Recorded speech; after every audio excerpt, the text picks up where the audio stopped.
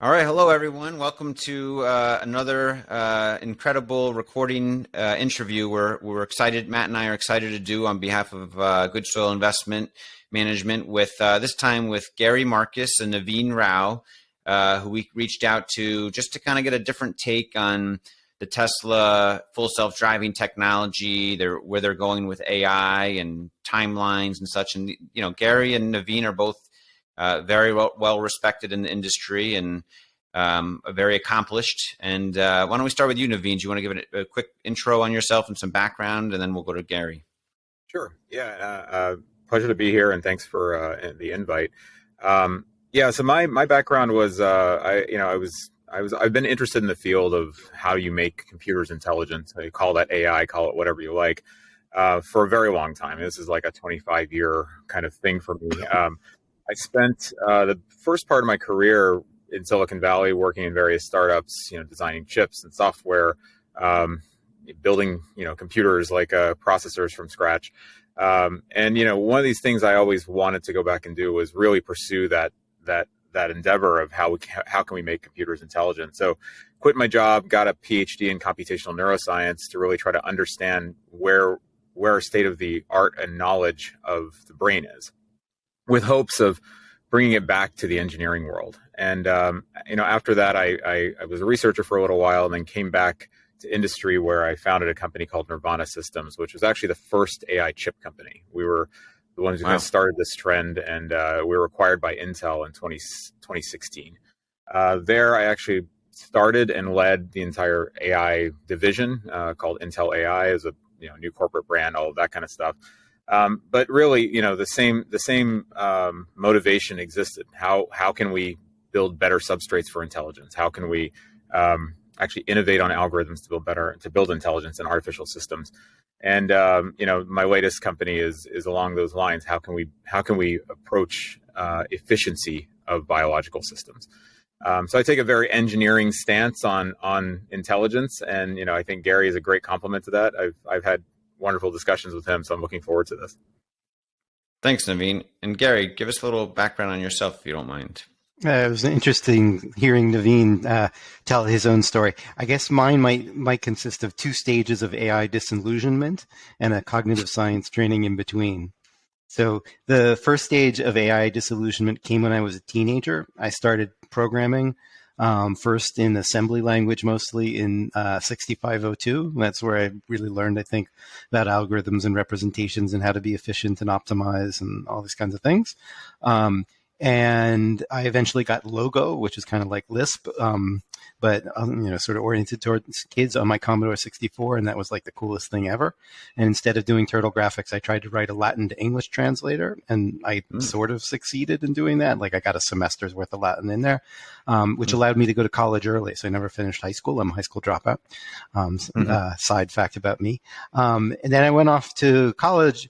And so already by then I was starting to be disillusioned. Like I could see that my system worked for the little bit, the fragment of Latin that I was trying to translate, but I could also see that it wasn't really that great and that there were a lot of problems ahead.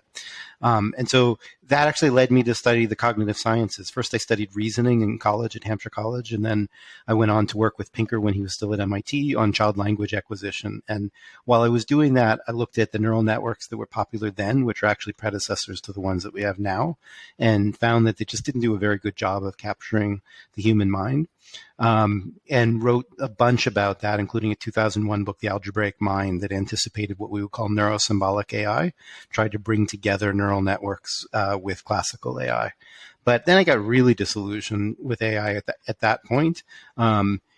Perked up in 2012 because Watson beat Jeopardy, and I was like, wait, that shouldn't happen. And I'm not usually wrong, and so that surprised me. So when I am wrong, I'm like, I reevaluate a lot of beliefs, and that got me back into AI.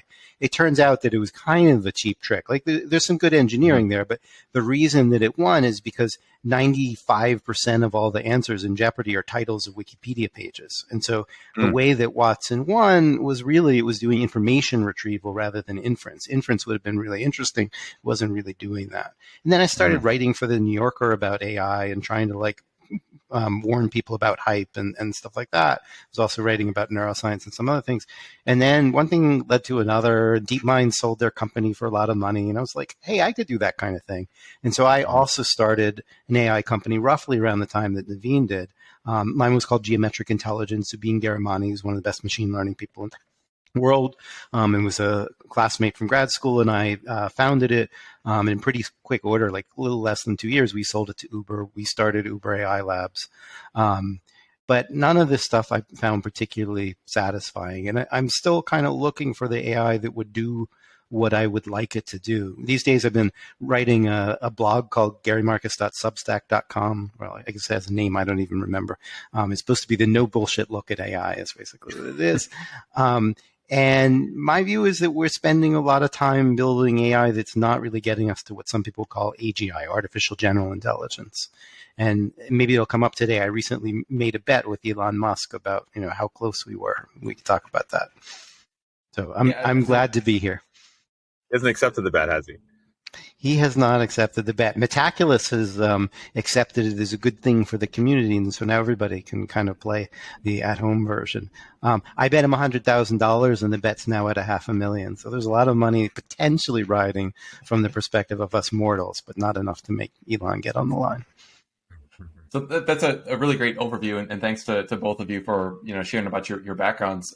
Gary, I'm just kind of curious, and I do want to dive into some of the more specifics around Tesla and their approach and your letter to Elon. There's a lot in there to unpack, but I'm just curious at a high level. I'm obviously not in the field of AI, but just as a kind of interested observer, what seems really interesting to me is, like you said, like the Jeopardy was kind of a cheap trick, but AlphaGo seems like that was actually like pretty significant in terms of a step forward around inference, which you criticized Jeopardy on.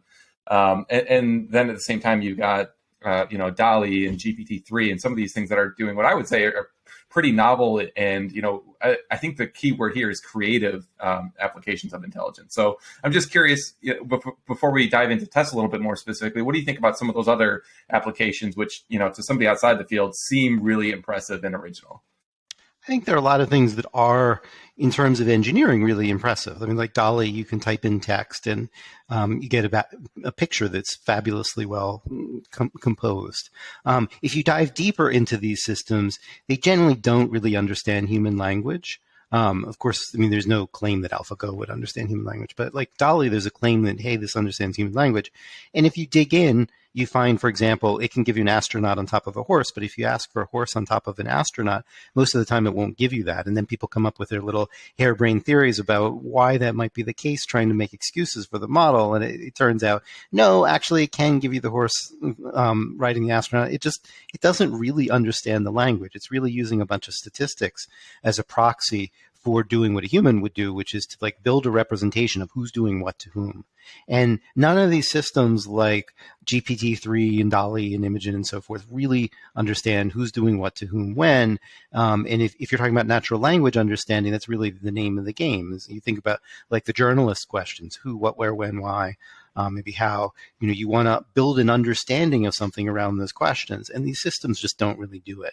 They're kind of like a parlor trick. They give an illusion of knowing more than they really do. And if you know what you're doing, you can break them. And that's actually been part of the history of AI all along. Like some of your viewers might know Eliza in 1965 was the first chatbot, really.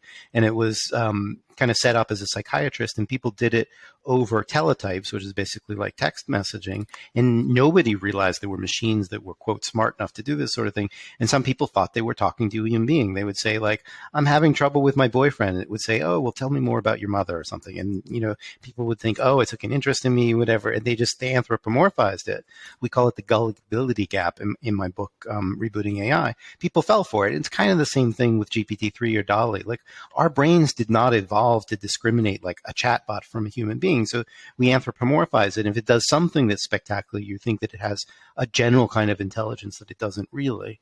And, when we start talking about cars, I think that there's some of the same things at work where you can get a system that does some things right and it gives you a sense of security. I mean, maybe I'll say one thing about the cars right now, which is it's very easy to have a driverless car system that doesn't work well in general, but works well in a specific case, fool people into thinking that it works better than it actually is. So without arguing about where Tesla is yet, which we can do, in the early days of Waymo, what was his name? Chris Urmson, I think, if I haven't mangled his name, showed this video at a talk around 2016, actually is when I saw the talk. And the video was of Google employees in some early Waymo cars. They may not have even been called Waymo yet, I forget. But they had all been told, don't trust this thing. Like, it's a prototype. You know, we don't really know what we're doing yet. And then there was a camera, I think they were told, in the dash that was filming them. And these Google employees, after like driving for an hour, would be like, hey, this has solved the problem. It feels intelligent. They anthropomorphize it. And they would start like reaching around for their briefcase in the back and stuff like that. The video is, you know, a really frightening testimony to how quickly we can assume that something's working. But the reality of driving is that you need to drive extremely accurate for it to be worthwhile. I mean, if you were to have a fatal accident every 10,000 miles, it would be horrible.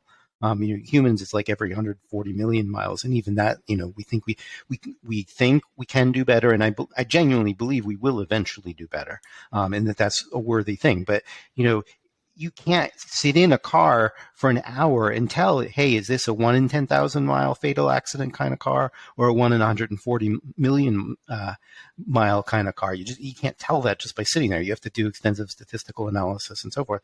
And our brains are like, well, it took a nice left turn, I guess we're good to go. And that's, you know, it's a mistake.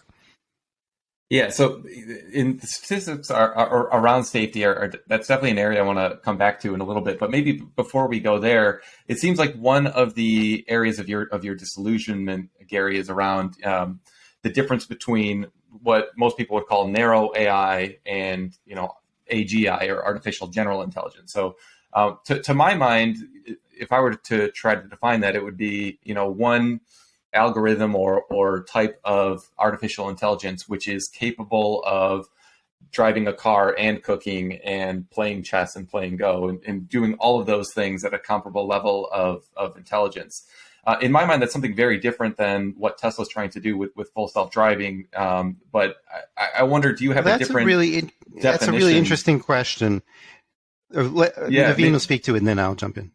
Yeah, I just want to offer a little context there. So that I think you're right, but I mean, this also points to the fact that AGI itself is an ill-defined term. So let's just take that off the table right now. But and I think where Gary might be going with this is that driving a car isn't a non-general task. You have to discern the intent of everybody around you. Just because it's one thing doesn't mean it's not general, right? And I think this is the fundamental problem that we see from an engineering standpoint too, is that like, you have to solve the general problems in order to solve this narrow one. I actually don't like this term narrow AI because it's not AI. It's a statistical machine that solves a problem. And so narrow AI, meaning that can only do self-driving, does not mean it doesn't have to solve the other problems. It absolutely does. And I think that's the hard part here. You have to have a representation of the world. You have to have a representation of other people's thought processes. Yeah, I would say it's like an empirical question. Like, we have to go out and get the data in the world. You know, we didn't know in advance of building driverless cars, like how hard it is and how much knowledge you'd need of the world. And you could have imagined, like, if all you had to do was drive in Super Mario, like, it's a fixed, closed world that same things happen over and over again. And you could probably do that with a narrow intelligence. But it appears to be the case that in the real world, driving is actually really hard. So you have some things that like a narrow AI could probably handle. Like, you know, the roads are basically engineered the same way, let's say, everywhere across North America. And so you can leverage that if you're driving in North America. It might not work if you're dealing with an unimproved road somewhere else. But then it turns out that there are all these other things that the real world throws at you. Like, okay, you can handle people walking and you can handle stop signs. But if a person is carrying a stop sign, this is an actual example from Tesla a few weeks ago, well, that's not in your training set. And it's, you know, your narrow AI techniques that are basically relying on training data are suddenly at sea because it's outside this sort of narrow scopable thing. So, I mean, there's really a separate distinction, which is an open-ended world versus a closed world. And the real world is open-ended. You know, Super Mario is closed, so I can imagine current techniques doing it. But the real world with driving, it turns out that too many things matter. And so, yeah, you could build driving a monorail in an airport where there's just a very limited number of things happening, and you're okay, and you can do it with your narrow AI. But Elon himself has kind of realized that driving may have turned out to be a problem that requires a large fraction of intelligence. I forget the exact words he used at the TED interview with Chris Anderson, but he basically said, this might actually be a general AI problem, which is what Naveen and I are saying. And so, you get this illusion that you're making progress because you handle, I like to think of it as a long tail thing. You handle the cases where you have a lot of data, but things out in the tail just keep popping up. Here's another example just came up, is a Tesla was was at an airplane show. So it's like a big runway or something like that. I don't know what the word is. Yeah. And somebody pressed summon. You probably all saw this video, or you can drop it in if you had. And somebody pressed summon and it ran into a jet. Well, is it narrow AI? Is it general AI? I don't know. But the AI that you need there is one that can take some general knowledge that isn't just in a specific training set and say, hey, that's a big object, might be expensive. Maybe I shouldn't run into it. And the systems can't do that. Yeah, there's really infinite edge cases, it feels like. And that's the problem here. Out the infinite edge cases without understanding all the context. Yeah. People do that by reasoning, ultimately. And by having a large general fund of knowledge and putting that together. So we do some stuff by reflex. Like when you're staying in a lane on a somewhat twisty road, maybe not a super twisty road, but a mildly twisty road, and you got the radio on, and maybe you're talking to your friend on the phone. Like you're using like a very small fraction of your mental life to just use your reflexes to help you with the lane, and that's fine. But when you slow down, everybody else is slowed down, and somebody's there with a stop sign in their hand, like you're doing some reasoning at that point. And the edge cases, I think, are handled that way. Yeah, it's funny you mentioned that. I got full self-driving beta on my car for the first time yesterday, and I was so excited because I've heard all about it. I've been nervous to use it myself all this time because I know myself. I'm like that Google person who gets comfortable too quickly. So I've always been nervous, but finally I got, we all are. I'm especially like that. But I got the full self-driving, and I was driving through a construction site, and there was a construction guy holding the stop sign, and it did stop. And then when the guy flipped it to slow, it started creeping forward again. It was really impressive to me. So that's impressive. It's more advanced, I think, than a lot of people realize, but there are infinite edge cases, like you mentioned, for sure. And there will be, a horrific-looking accident from Tesla's full self-driving beta at some point soon that'll be publicized all over the place.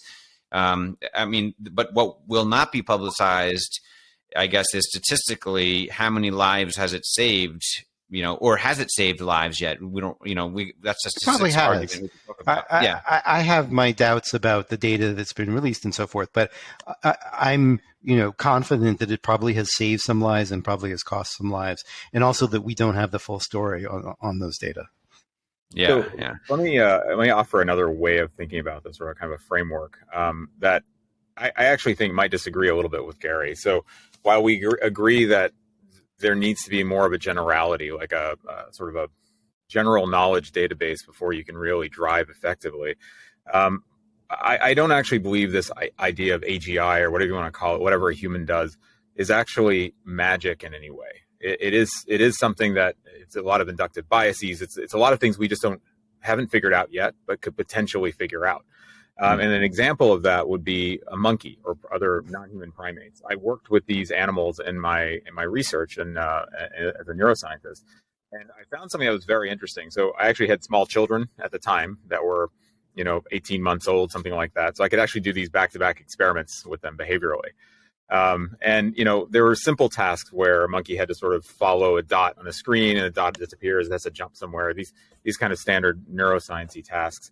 What I found with the monkey is they kind of get it to some extent, but there's no aha moment. Their performance slowly, linearly goes up, right? Whereas, like, if I tell you to do this task, you'll sort of like fail, and then you figure out, and you're like, oh, okay, I know what you're trying to do, and then your performance goes from 0 to 100%, right? That aha moment was something that's very specific to humans. Monkeys didn't do that. In the same way, I don't believe if you put a monkey behind the wheel of a car that it will do much better than full self-driving will. It simply doesn't have the context. It doesn't have the real world knowledge about how humans interact with each other, and what, looking this way and seeing another human driving a car, what is that signal? It just doesn't have all of that context. And I think that's the aspects that are missing. It's not magic. It is engineering. And I think it is possible to get there through incremental progress on some of the things that we are I working was on. waiting for the part that I was going to disagree with, and it only came at the end at the word incremental. I agreed with everything up to there. So just to review, I don't think it's magic. I think it can be engineered. I don't think monkeys would make very good drivers. I think I agree with the context. The only thing I really disagree with is I don't see the stuff that we have now as being well placed to solve those problems. I certainly don't think it's magic. I mean, I think, human brains solve these problems, and they're, biological wetware, and this can probably be done a lot better than people because we are inattentive or we get sleepy. And, so humans are a low bar, I think can be exceeded. I think it can be exceeded in software, probably with the current hardware, if we just knew how to write the software. I just think that we need some pretty radical changes. And I'll just outline a couple. I think we need more attention to the representation of explicit symbolic knowledge than we have right now, and ways of integrating that with what we have. So we have this very good data-driven paradigm, but it's kind of low-level data-driven paradigm where events are represented in terms of pixels or maybe an abstraction of a car. But something I think Naveen would agree with is that intentionality matters a lot. I mean, he's already mentioned it a few times. We don't know how to put things like intentionality into these systems. Like, what is this driver trying to do?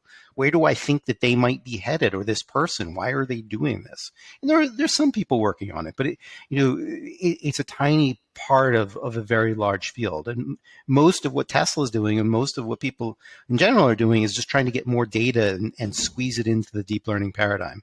And so we don't really even disagree that much. I was kind of being facetious about the one word and pushing on the incrementality. I mean, I think we actually agree on the things that need to be represented. We don't really disagree that much. You need systems that can represent why people are doing the things that they do and what the things in the world are for. So like the jet case isn't really an intentionality one. It's more like just knowing the stuff in the world. The stop sign the person carrying a stop sign, which maybe got right this time and got wrong a month ago, maybe it's solved, or maybe it's solved in some cases, or we don't know. That one's more about intentionality. Like, why is this person there? My guess is probably it'll work with some stop signs and some lighting conditions and whatever, and not others. And that for a person, like, the lighting and stuff is not the essence of the thing. For the person, the essence of the thing is, this is a construction site and they want me to be careful so I don't kill somebody. And we don't quite know how to teach the machine how to do that yet. So I'm actually...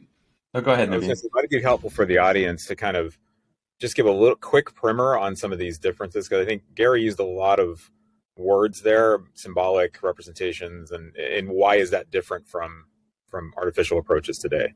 Yeah, so sure. Like if people have some familiarity with expert systems, they used to be made up of symbolic rules. So, like Meissen was a famous example where you would try to do medical diagnosis by setting a bunch of rules. If a person has an X and they have a Y, then it's probably a Z unless there's a Q or something like that. And so most of AI, let's say, convoluted like if-then statements of logic, complex trees, if-then, like decision trees. Yeah. Well, let's say more of the rules than the decision trees, but actually all the stuff is relevant. I mean, the right answer is probably going to involve using all of these techniques and probably some others that we haven't invented.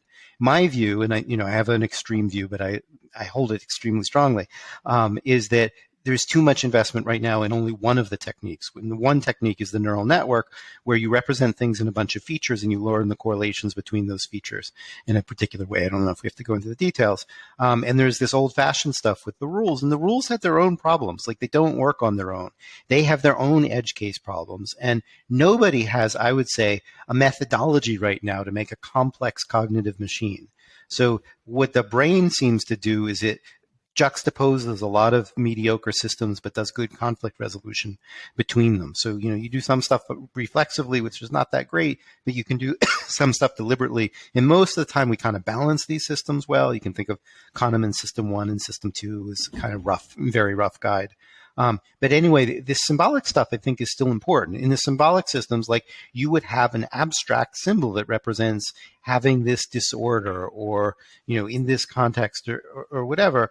And there's been a move against that. Like a lot of people think, oh, that doesn't work. And now I think there's a bit of a movement back. So the field of neurosymbolic has actually been growing within AI. There's almost 1,000 people at a conference where I gave it a keynote a couple of days ago. And, a few years ago it was like 20. And so it's growing. It's nowhere near as big as the field is large, but I think part of the answer to autonomous driving is going to come from there. But it's not a solution in itself. It's not like magically next week somebody's going to write the proper neurosymbolic algorithm and we're done, because we still have some hard problems to solve about, like, how do you infer somebody's intent?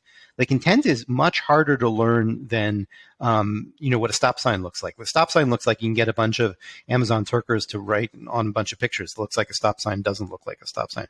But what do you even do when you want to represent, like, where does this person want to go? Or like, strangely enough, I'm in a house right now that has a tractor out in front of it. And like, like, you're not going to have that in your training set. How are you going to deal with that case? Yeah. So yeah, I'm curious though, how important is it really to understand the way that a human does, why somebody is behaving the way that they are, as opposed to what the person is doing who's driving the vehicle. So, I mean, the goal of driving right is to get to your destination, and very importantly, without hitting anyone or anything. So if those are the boundaries that, the AI, whether it's narrow or general, whatever, however you want to define it, the goal of the software itself is really just trying to get you where you need to go without causing any damage or killing anyone or hurting anyone. So yeah, I'm wondering, within, you've got, somewhat defined roads and lanes, and you need to be able to perceive those and, navigate through them, which is no small task, to be sure. But then you just need to not hit the other cars along the way, right? And to try to do so as naturally as possible. And I know I'm oversimplifying a little bit. Yeah, I'll make a brief remark, and then Naveen, can I make a very short remark? I think Naveen's going to take this one, but I saw a tweet the other day about how, like, there's always somebody on a product team that comes in and says, but why don't you just do X? Like, it turns out there's a lot of why don't you just do's that are really hard. Like, I'll give you one example. There's why don't you just stop the car if you don't understand what's going on? But in reality, if you're driving 60 miles an hour, you can't just stop the car. And so, in the real world, there are a lot of situations where what seems like it ought to be sensible, actually, there's all of these complications and interacts in complex ways with context and so forth. And then the range of things, especially that pedestrians do and bikers and kids chasing balls and stuff like that. If it was really just highway driving, and this is why I think that we'll first really see stuff in trucks on highways. Like, it's just a more regimented world. You don't have too many kids with bicycles. Although, my dad had an accident once with a teenager on a bicycle who went across the highway and shouldn't have. And it wasn't good. So even there in these nominally controlled situations, there can be weird things that happen. Or you get a tire that's bouncing down the road or something like that. Yeah, or somebody, there's an episode of favorite TV show of mine, Homicide, which was based on a real fact where somebody threw a bowling ball over an overpass onto a highway. So, like, crazy stuff can happen even on highways. But you get out of the highways and you're talking about, like, urban streets in New York City or Bombay or, like, it's just, completely whole other level of complexity. But I don't think you finished your question, and Naveen wanted to jump in already. Well, I think another way to phrase some of that is that our brains are constantly learning how to predict aspects of the world, and that's the only way we can actually do what you said. That just do, don't hit anything. Is you have to be able to predict things, and certain things like a ball rolling across is a lot easier to predict than what a car might do that's driven by another human. Right? If you had children, you would see that they actually can throw a ball much earlier than they can catch the ball. The reason that is because prediction of the movement, the physics of the ball through the air, takes a little bit of time for our brains to learn. And we do learn it. We actually learn it very effectively. Some people become professional athletes and they can actually predict it very precisely. But I think we all become sort of experts, or at least sort of experts, at predicting behavior of other humans. Again, better or worse depending on the person. And so that's also another reason that a monkey can't drive, or even a teenager. I have a 15 and a half year old right now who's learning to drive. In fact, he knows how to drive race cars. He has done that for a number of years. So he knows how to, the mechanics of driving very well. So he's actually an interesting test case. He does not understand intention of other drivers very well. And I see it, right? When he's out there driving, he does stuff. And I'm like, dude, you didn't think about what this person's going to do, right? And I think that's a really interesting thing. Even the human brain, we have to learn that as a level of maturity. We don't allow 10-year-olds to drive, even though they physically could, because of this aspect. So training an AI to do that is not straightforward, right? This is something that you almost have to have a constantly running model of inputs to some sort of, prediction of human behavior, right? To really be able to do this. There's an interesting side point on that, which may or may not end up mattering for driverless cars, that I think it will, which is there are some things in the world we do with other people by modeling what would I do in that circumstance. So driving's a little bit less clear an example of this than like if I watch a movie and like the bad guy discovers the good girl's phone number and I'm like, well, what would I do? Would I warn her? I'm just making up the example, but like, I'm sitting there thinking, what would I do if I was this character?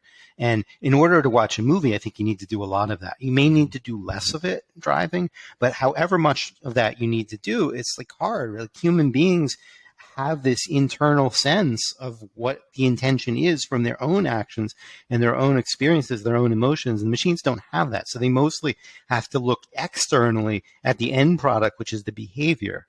They don't have their own intuitions about like what they would do, what their motivations are. And it's a little bit less clear what the input data is. Now, it may be we can get away with building driverless cars without doing that, but we can't build systems that can read well without it. Or it might turn out that even for driverless cars, that's actually part of the problem is there are just too many of these circumstances where like I look at, I don't know, the traffic worker and I understand what their objective probably is, and I make inferences around that, and that helps me to not kill them. Yeah.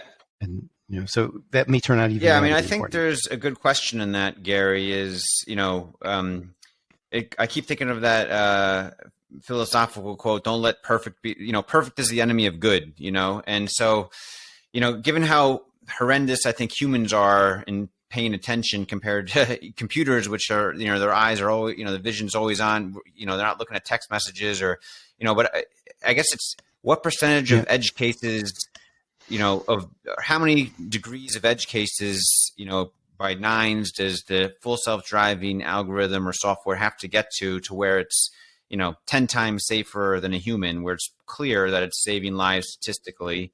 And that's probably where we need to go. My personal opinion is that even if it were not as good as human beings, but just in the ballpark, that would still be a wonderful thing for humanity. So there are people, for example, who are blind, let's say, who can't otherwise get around in a point-to-point way, and then maybe suddenly they could, and that would be incredibly liberating. Or there are elderly people who, lose the skill to drive effectively and suddenly, would be greatly empowered. And so if it was in the ballpark of humans, I would be happy with that. I don't think we're there now. I don't see the data that I want to see to feel confident about that.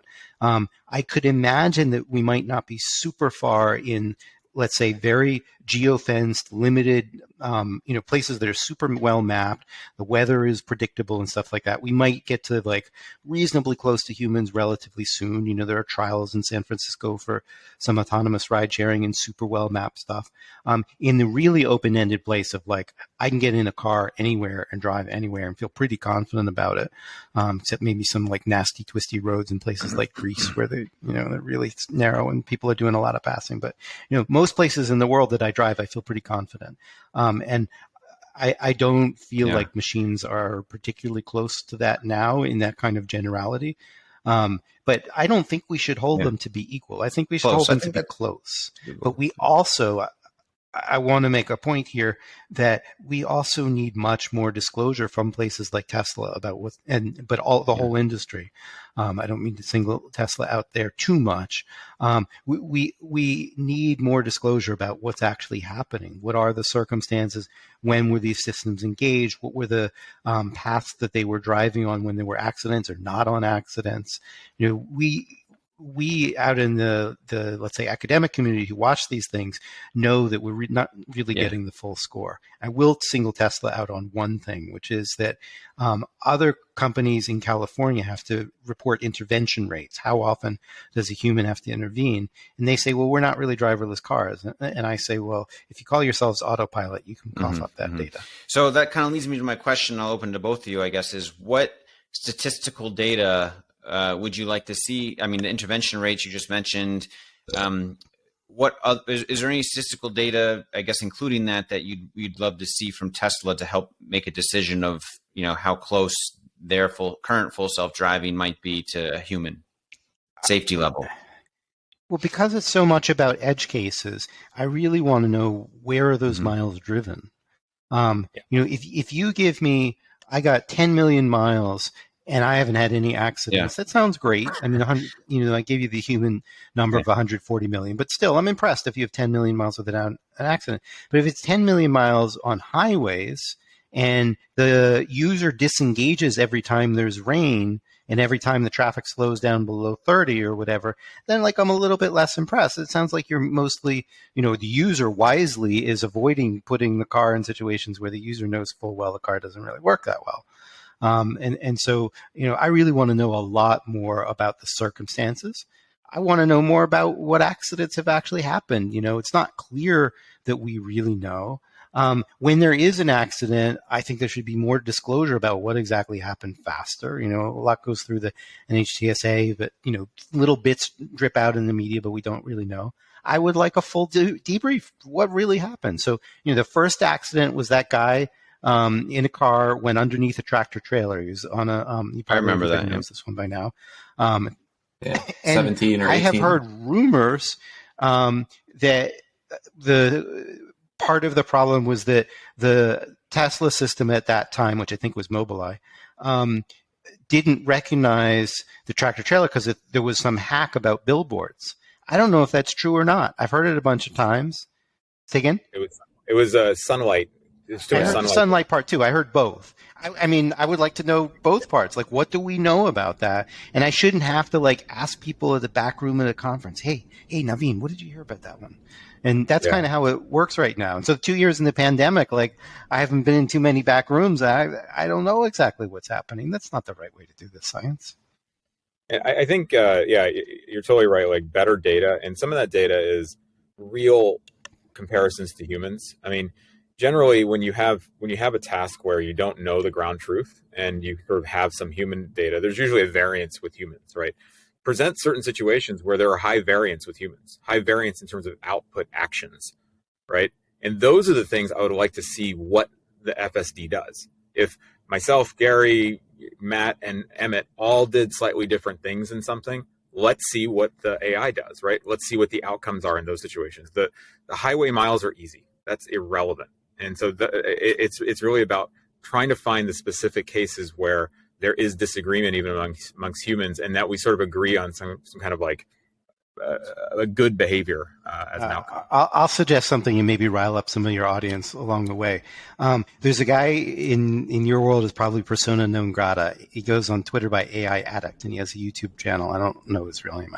I can't remember his real name. I've seen it.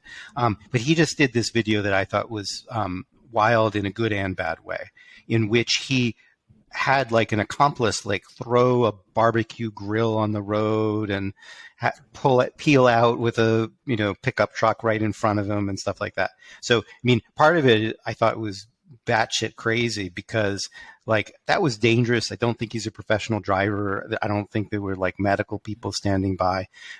So part of it I don't want people to try this at home, but part of what he did, I think, is actually important, and we didn't emphasize enough, which is he actually tried to test outlier cases.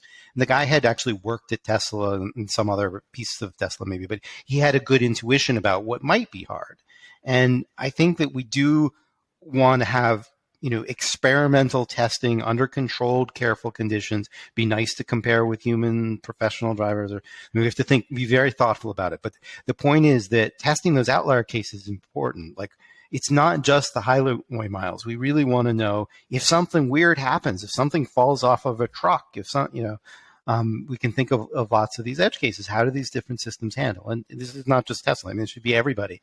There should be some, circuit of things that gets tested. There should be added new ones each year, so you can't train to the test, which is a big issue, right? I mean, if it's always a barbecue every year, then you can just, Weber grill every year, then you just memorize a bunch of programming of Weber grills and you're done. Then that wouldn't really capture it. But if there's an annual competition in the industry and we make it like monster trucks and people come out, but it's, there's doctors on hand. I don't know the right way to do it. I'm being a little bit facetious, but something that really goes after those outlier cases, I think, is important. So I want to push back on that a little bit. I mean, you guys are kind of saying that, we don't know how it performs and we'd like to see some standardized tests and we're not, basically Tesla does publish safety statistics about, miles driven with autopilot on and off. And okay, there's maybe a reasonable case to be made about, what percent of those miles are highway. And I think the real question is how safe is the full self-driving beta program, right? Well, that's a new question.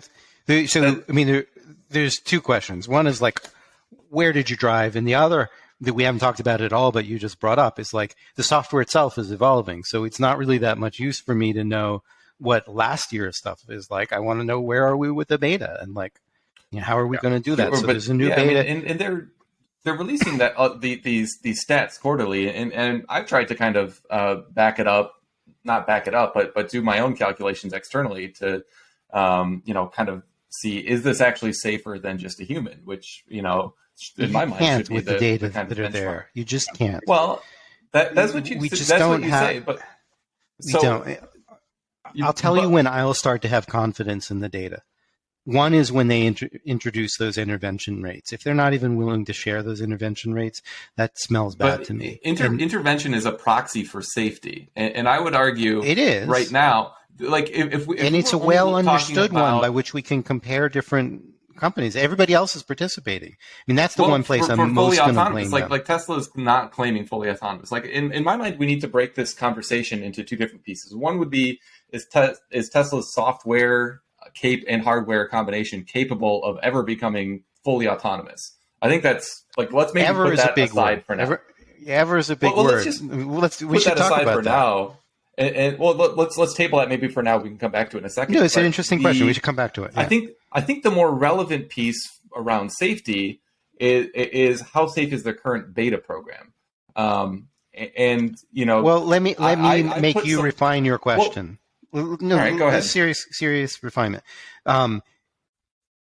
which I guess corresponds a bit to the L2, L5 kind of distinction. So safe for what? So unfortunately, there's this no man's land or this terrible uncanny valley between level 2, which is like cruise control and stuff like that we're all familiar with. Where I'm still driving the car and it can help me, and level 5 where the car is driving itself. And, my other big beef with Tesla is they call it autopilot or full self-driving, whatever, when it's not really L5, and that really upsets me. But you could talk about L2, and that's a different question. So, as a driver assist program, is Tesla saving lives? And I bet it is. If they would stop saying that it was level, or giving names that sound like level 5, then we could ask that question, and then we could say, well, what data would we need to establish that? And I think that's an interesting conversation to have. It sounds to me a little bit like you're more upset with Tesla's labeling of autopilot than you are happy about the fact that it's probably saving lives. And maybe there's some semantics. Well, I'll explain that. That's an interesting question. A fair point. Let me just finish, if I can. When you guys say it's impossible to try to key in on how safe the beta program is. With the available data. With the available data. Tell me how my approach was wrong then. So, I just took an approach back in April. There were 60,000 beta testers who had had it for about 6 months, assumed 10,000 miles driven annually, and about 75% of those were on self-driving. That indicated that full self-driving beta had about 225 million miles on it at the time. And then you can just compare. 75%. 75% is the problem. You just said 75% because you can disengage or it can disengage in inconvenient situations. And that's precisely the issue. Well, so right? Okay, fair enough. But so you can adjust that down to 50% or whatever. And frankly, it's not the percentage; it's the fact that it can, right? So if you can always have the escape hatch of like, oh, I'm not going to do this and it doesn't count against me, then it's like you can drop the class right before you fail, right? It doesn't work. But you can't do that. Does that but matter? It does. for where we are, not for like, I'm just saying for if you're only gauging the safety of the beta program, not whether it's a good like. But Matt, what's the question means, you're trying to answer? Seriously, what's the question you were wanting to answer for? Tesla's, there's all sorts of these articles about how ridiculous it is that Tesla is testing this like unsafe product on public roads, and you can have all these videos that subjectively look terrible, where it's turning into oncoming traffic or whatever, but the person stops it from actually having an accident. So my question is the beta program actually safer than the average driver today? And I would argue it's irrefutably safer, given the fact that whoa. You're not going to get irrefutable out of me, because first we're going to have to refine the question a little bit more. So next part of the question is going to be safer in regards to what? So there's a version of the, let me just say a couple more sentences. There's a version where what you do when you have a full self-driving thing is you have your eyes on the road at all times, but you kind of play around with it and you see what you get out of it. And there's a version where you kind of are trusting it to do everything and treating it as L5, and there's a bunch of stuff in between and so forth. Now, part of why this gets complicated, and what Naveen was pointing out, is in the real world, your data are going to reflect how people use it, and that's going to enter into how you can even think about that answer. So if what it turns out empirically is the people who use it for this purpose of this demo are like computer nerds who are really curious about it but really pay a lot of attention and know I should stop using it if anything hinky happens, then they probably have a pretty good experience with it. Now what happens if Joe Sixpack gets in, doesn't really think about this stuff, and thinks, well, I can just drive and do what I want, and and this is part of why I get very upset about the naming. You said, well, if it saves more lives with the L2, then why do you care? My big concern about all of this is we're going to get to this moment where people think that it does work, and then suddenly we're going to lose a lot of lives. And if we could just change the names, I would be much less worried. If Tesla just rebranded and said, we have really smart driver assistance and it's going to really help you, I think I'd be cool with that. I would also want to know some other stuff because I'm, that kind of scientist. Like, okay, let's compare with other late model cars that are expensive and heavy and have a lot of mass. And, I'd want to do it all right. But I could believe a world in which you said that their L2 driving was pretty good. Like, that's possible. I haven't seen the right data for it, but I could imagine it could be true. And if they build it that way, I'd be a whole lot less upset. But when Elon, gets on 60 Minutes and he takes his hand off the wheel and he calls it full self-driving or autopilot or whatever, that is inviting the inference. And this is a term I want everybody to think about. Inviting the inference, making you think that, hey, that's okay for you to do. And it's the invited inference, which is not in any way supported by data, that really upsets me. And probably it hasn't killed too many people yet, but I don't think the number is zero. I think it has killed some people who have overestimated it already. And the closer we get to it, kind of gives that illusion that it's good, the more it's going to kill like that. And the more that we have, misbranding it, the worse that problem is going to be. Yeah, but again, I do think you're perceiving a potential future problem, and as I say, it's already killed some people. It's pretty clear it's already killed some people.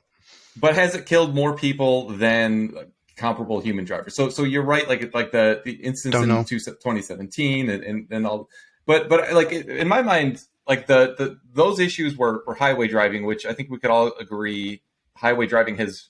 The performance of it has improved drastically over the last. There have been some people driven into trees on country roads, and I mean, there's a I don't know, a few dozen accidents that are being investigated at this point. So the worst, most consistent problem, maybe not the worst, the most consistent problem that I know of is that Teslas have a tendency to drive themselves into stopped emergency vehicles. This has happened a bunch of times. One person died indirectly as a consequence of it because they were a safety worker that was trying to protect the scene of an accident and they got killed by a different car.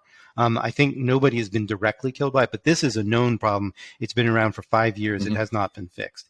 But there are, this long tail of other things. So there have been Teslas that drove into trees under suspicious circumstances and median strips and all sorts of other things.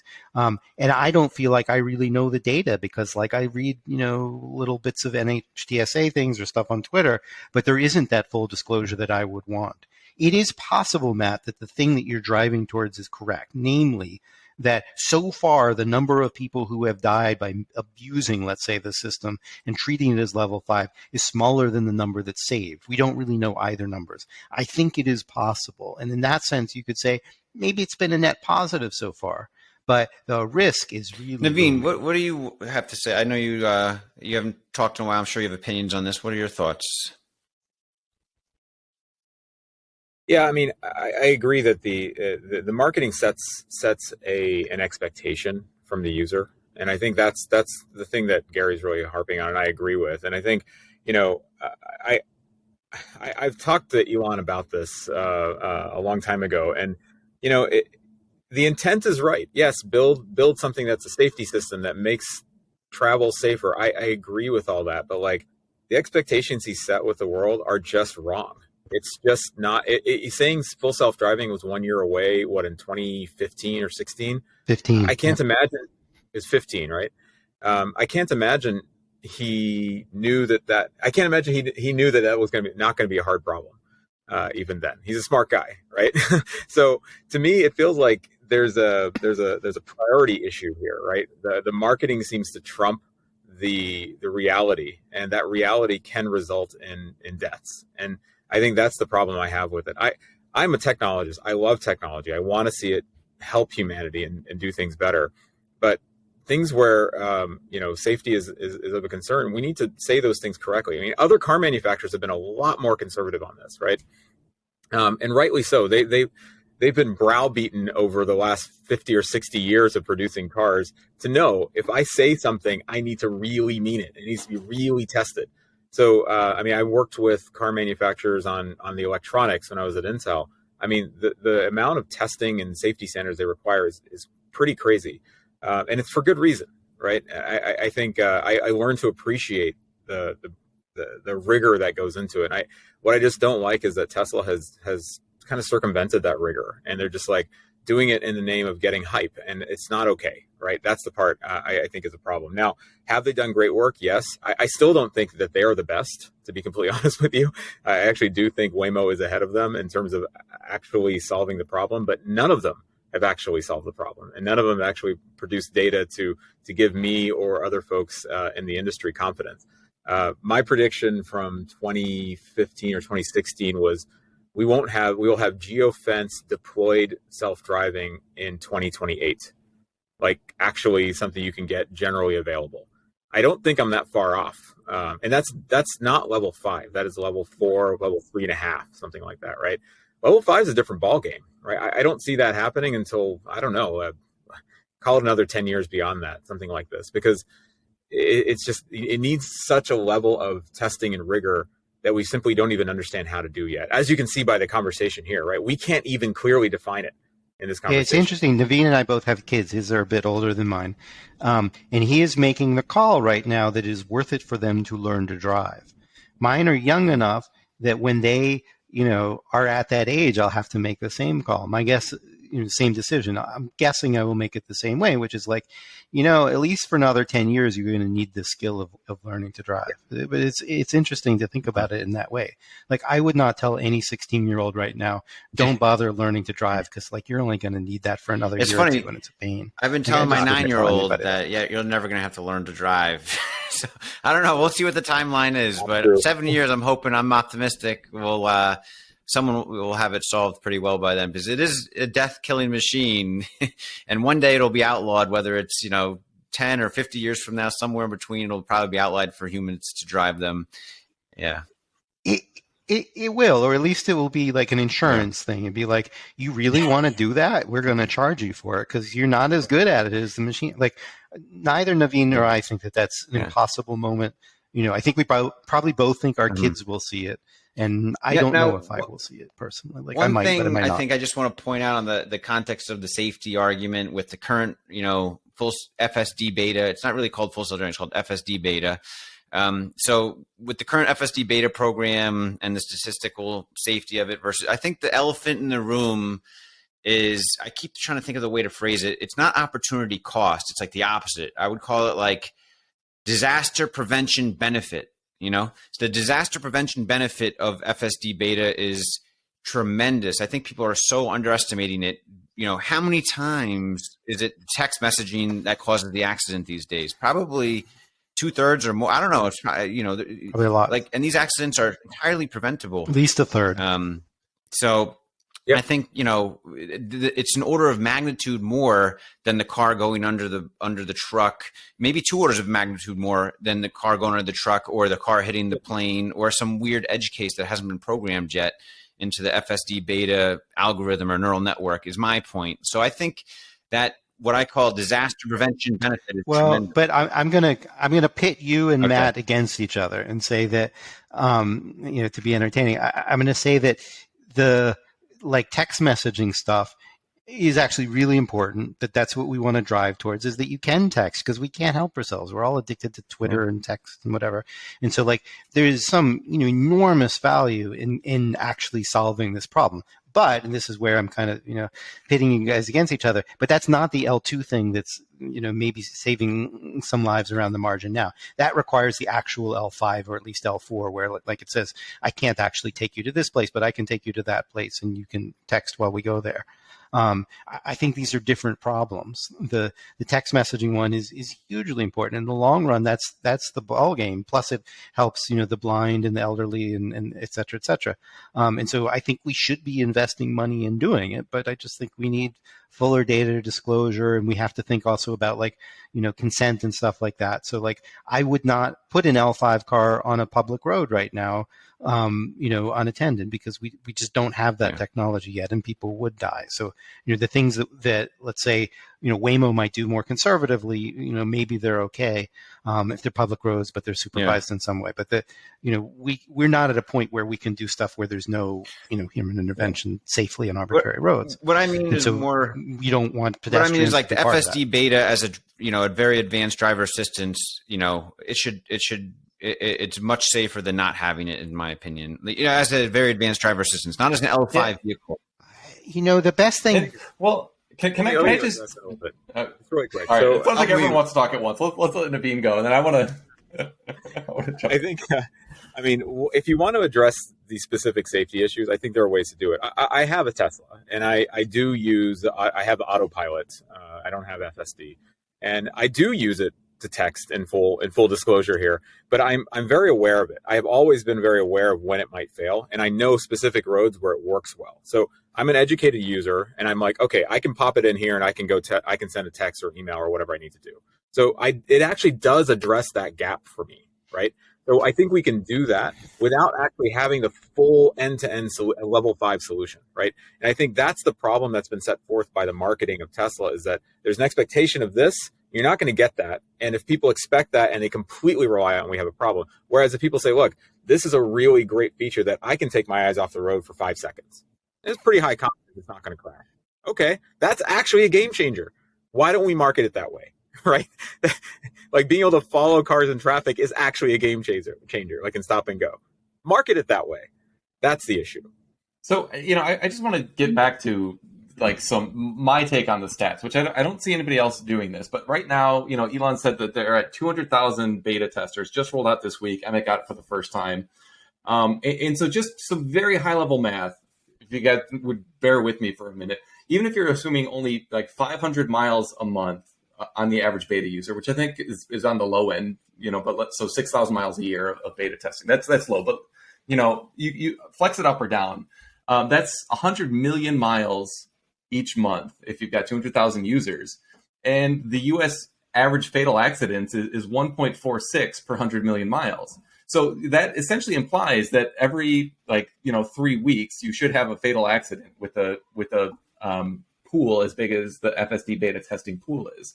So hang on, but wait a second. No, there's a fatal flaw in the statistics here. So the way the real world works is We call them infinite variance distributions. Okay, what that means is that you know what a Gaussian is, right? It's Yeah. a bell curve, right? It goes to basically at infinity, it goes to zero. Heavy tail distributions, infinite variance distributions, never go to zero. They have essentially an infinite amount of stuff on the tail that never goes to zero.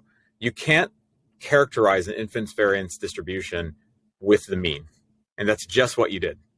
He said, because there's this many miles, if I average it over this many users, that's basically the same case as one person actually driving that many miles or whatever. That's not how it works. You can't compare those two things. They're uncomparable. That's a statistical flaw to do that. And that's the problem, is that we need to have some characterization of that tail. Yeah, and then the other problem there is that you're not really comparing apples and oranges. So for the human figure, you have driving across all circumstances, including, in the rain, in the slush, in the fog, in unfamiliar roads, when they're drunk, blah, blah, everything. And most of the self-driving is like a, sober person who realizes that this is no joke and is paying attention, and they're actually kind of monitoring it because it's, an interesting new toy, and they're with it. But they sneak in their texts while they're doing it, and it's safe, versus the people who are normally safe sneak in their texts and cause accidents. That's my point. Yep, they might. My guess is that the average user experience will be that they will come to trust it after 6 months, and there will actually be more accidents after the 6 months. And so I'm going to make the prediction that the data will actually get worse. But in any case, it's just not apples and oranges. It's different circumstances. And I don't know that people have done the right human data, and this would actually be interesting, which would be, well, probably it does exist, maybe not in one-stop shopping form, but what are the circumstances where humans have accidents? So one thing I know is well documented is like, how often is it alcohol? I think another thing that's well documented is how late at night. There are some other things you could try to document that probably haven't been. Maybe another thing you could probably find is fog. I know fog causes a lot of these multi-car pileups on highways and stuff like that. So you could try to actually look at the composition again of the miles and try to make some comparisons there. And like, I understand what you're trying to do, Matt, and I think it's very clever to try to like pull out what signal we can from the data that we've got. The next thing that would really help there, I think, is composition of the miles. Yeah.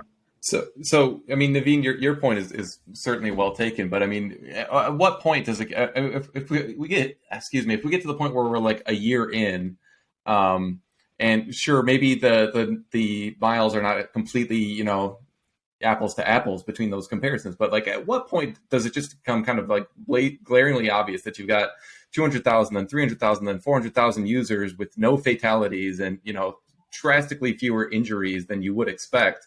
I mean, I understand why you guys want the data, but it seems like the data that we do have, there's zero fatalities. I think there's as a cognitive psychologist, which is what I did a lot of my career, I really think there's two questions you'd want to ask. You need almost like two samples, or you need to be careful about it. One would be like, as a L2 system, is this saving lives? And the other is, if I let you use the same system in an L5-ish kind of way, where the car really did all the driving, what would be the result then? I would like to know the difference between those. Yeah, I think there's two categories to kind of think about it as, right? Advanced driver assistance and level 5, right? Yeah. Yeah. And to your point, Matt, I mean, I think that will come with time. Confidence in these sorts of systems, it takes years to build because the characterization of the problem is so hard, right? I don't think it's a bad thing that it takes years, and that's okay, right? I think we have to sort of think about the development of safe airplanes has been decades. Now the procedures are really good, the simulations are really good, people know how to anticipate all kinds of weird outlier cases for the airplanes. I mean, there's still going to be some, but they're phenomenally good at that, and it's an evolved practice, to Naveen's point. So just, I guess, moving on, one quick question I want to ask you guys is, what are your thoughts before we kind of close things up, what are your thoughts on the Tesla bot? I mean, that's a whole new kind of application of these neural networks. I mean, it seems like that was a very nice costume. The stakes are not as high, though. Nice like, costume. If there's mistakes with the Tesla bot, it's not going to kill people. The dancer was good. It's going to like misplace the grocery bag or something. Whoa. It depends what you do with the Tesla bot. So, I mean, I'm having a hard time taking it seriously at all. But If we imagine it's like basically C3PO and you can use it in your home, in your office, in your workplace and all this, then some things I want to know right away are how heavy is it? How often does it fall over? Can it kill people if it does it? If I have it in my home, is it going to accidentally knock over candlesticks and break windows, step on my cat? There's a lot of things that could go wrong. It's a different set of things than driving 65 miles an hour, but there's still stuff that can go wrong if you have let's say 100, I forget what the spec is. It's supposed to be 85 pounds or 150 pounds. I forget. You have, a big hunk of metal. It can actually hurt somebody if it falls over. Humanoid robots, that's always been a serious problem. Then I'm going to want to know other stuff like, do I have like 3 minutes in a charge for a prototype at a conference, or is this really going to work all day long, and what that's going to be like? And, so there's a whole bunch of like product type questions. The AI to have, Rosie the robot that can really do anything in your home is just not remotely here. Like all the common sense reasoning about, what a cheese grater does or what my kid should put in their backpack, or like, am I supposed to believe I can use this as a babysitter? Like no way in hell would I trust this thing as a babysitter. And, there's some similar stuff on a factory floor. If it's like really humanoid, like you put it, like Amazon is not messing around with these things as far as I know. They would rather have, simple mobile robots on four wheels that are more stable and like there's all kinds of interesting things to do in robotics, but humanoid robots are like, we have a lot of problems with the sensors and we have a lot of problems with the AI. Like to really do it kind of the way that Elon is painting the vision, this is seriously hard challenge that I don't see. Can I say, I know Naveen wants to talk. Let me just say one other thing. There's an idea that there's going to be transfer from what has been learned from the cars to these humanoid robots.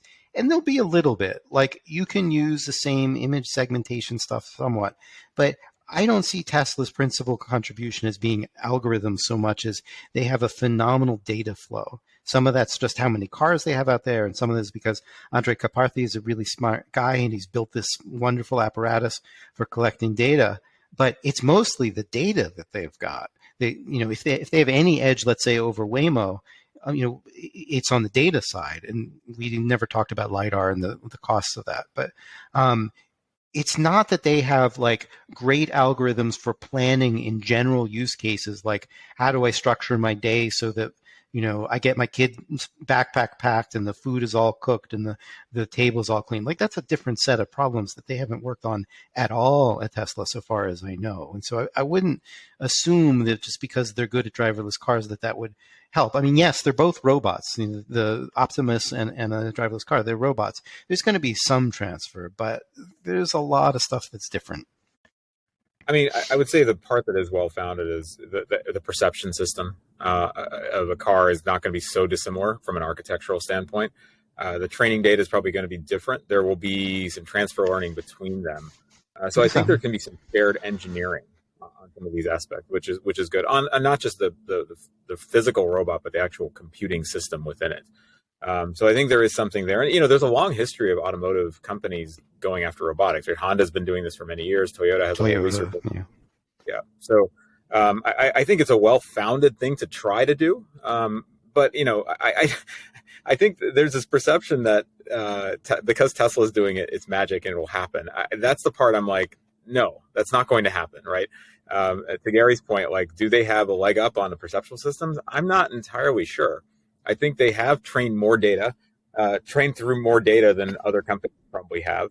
And that's why they're able to do what they're doing, which is great. That's a huge advantage, but it's not enough, especially given the action space of a robot. Vastly different action space, a lot more degrees of freedom. If you think about a car, you can basically, you have three inputs. You have brake, throttle, and steering. That's it. With a robot, the arm itself is probably 20 to 25 degrees of freedom, right? One arm. And then if you combine that with both arms, with legs and a torso, it blows up really fast. So the action space is quite a lot more complicated. So honestly, if they were a robotics company that started there and actually built something that could do something useful on a humanoid robot first, I would actually have more confidence they could build a car, not the other way Seems around. kind of reversed. Yeah, the way it should happen. Yeah. The stakes are very high with the car, especially. Yeah. So. Yeah, the speed and energy involved, right? That's the part. One more question, quick question. I want to ask you guys: Cybertruck design, yay or nay? What do you guys think? So I'm a big car guy. I love cars, and my kids love it, and I hate it. So, which means it's probably the right design. What about you, Gary? What do you think about the Cybertruck design? Yay or nay? What are your thoughts? I mean, it doesn't do it for me, but that's, it's purely a matter of aesthetics. I'll put it this way. I didn't hate the Pontiac Aztec as much as other people did. I didn't love it, and it cracked me up when... You should not have admitted that. It cracked me up when it was in Breaking Bad. When it was in Breaking Bad, I thought it was so funny. And I like the PT Cruiser, and a lot of people think it's ridiculous. So, I mean, I didn't love the Aztec. That was Michael Scott's car, wasn't it? From I don't know. I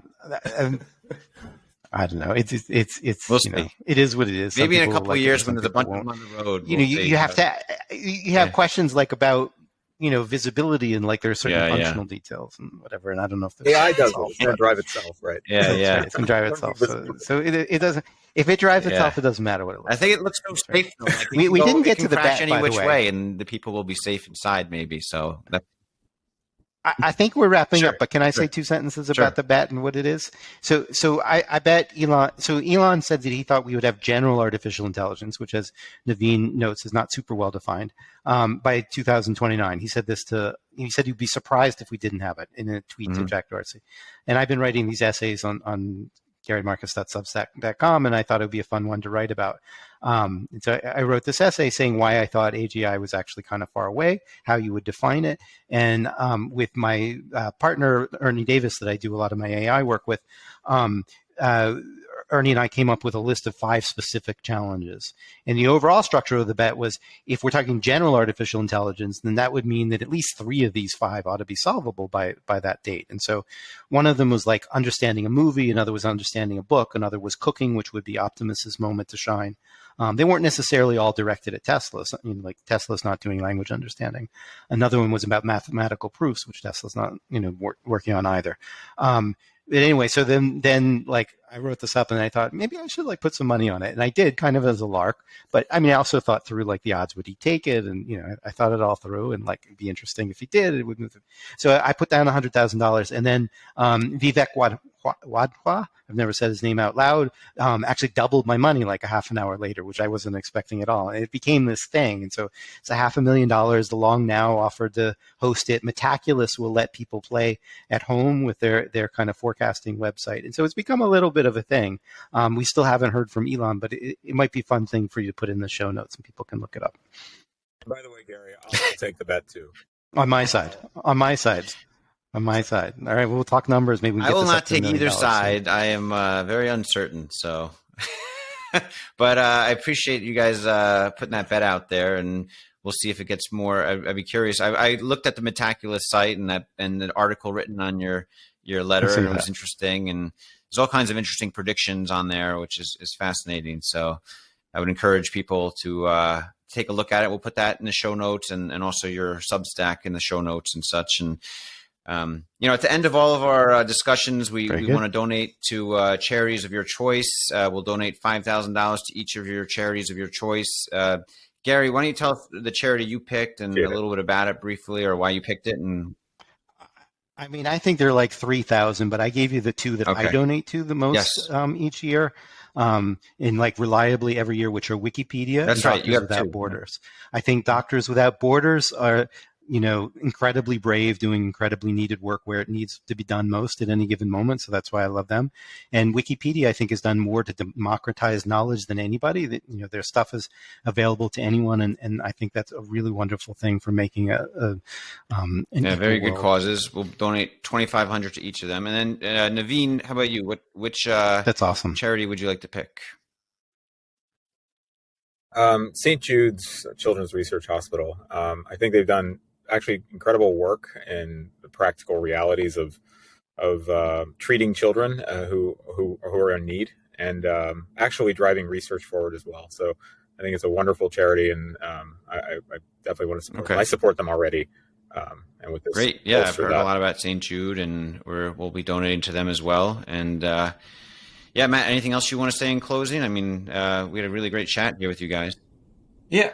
I mean, I really just want to thank both of you, Gary and Naveen. I feel like you could have very easily clobbered us over the head with, a very detailed technical knowledge, which frankly, Emmet and I just don't have. And we probably could have gone in a lot more time on any one of these topics and a lot more we didn't get to as well. So I certainly got a lot out of it. I think it's always great to kind of, cordially disagree and see where, we're coming from. And so thank you so much, both of you, for your time. I really do appreciate this. Yeah, that was fun for me. Really appreciate it. And the video will be cut off there.